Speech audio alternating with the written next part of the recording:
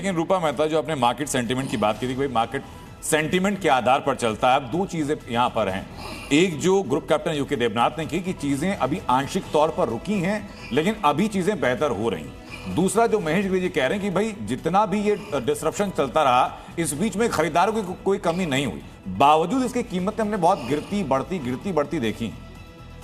Sir जो भी है ना, सवाल मैं रूपा जी से सर मैं आ रहा हूं। अच्छा बस देखिए, मार्केट नो डाउट वोलेटाइल रहा। ये पूरा जो सेशन हमने देखा युद्ध जो चला, उससे पहले जब सेंटीमेंट बना, न्यूज आई कि युद्ध हो सकता है, तब आप देखिए गोल्ड के प्राइसेस कितने ऊपर गए थे।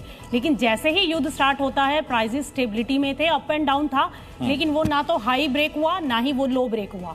उसी रेंज में मार्केट कारोबार करती रही।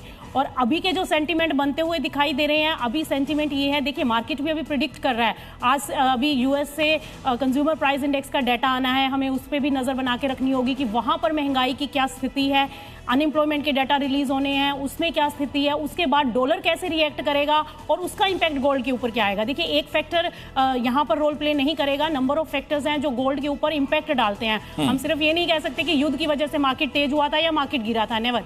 बहुत सारे ऐसे फैक्टर्स हैं जो उसके ऊपर इंपैक्ट डालते हैं। और स्पेशली रिसर्च के अंदर अब एक नया कम से कम गोल्ड और सिल्वर के बारे में देखते हैं कि जब भी इमरजेंसी सिचुएशन आती है तो इनको एक सेफ इन्वेस्टमेंट माना जाता है। Right, no doubt safe investment माना जाता है। और जो इन्वेस्टर्स हैं उन्होंने इन्वेस्टमेंट भी की है, सेंट्रल बैंक्स ने भी ह्यूज बाइंग की है इसके अंदर।